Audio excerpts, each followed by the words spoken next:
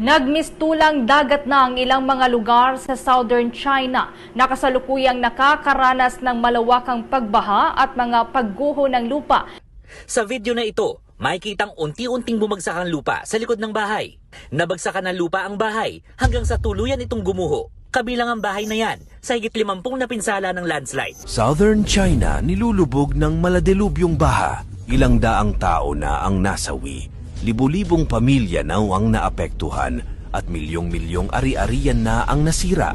Mahigit 40 plus na ang mga nasawi dahil sa pagbaha at paglandslide sa Guangdong Province. Nanawagan naman ang Chinese leader na si Xi Jinping nitong Martes na gawin ang lahat ng makakaya para mapangalagaan ang buhay at mga ari-arian, kamalasan o karma. Bakit ito nangyayari ngayon sa China? Ilang buwan nang nilulubog ng matinding ulan at pagbaha ang China. Pagpatak lamang ng taong ito, sunod-sunod na ang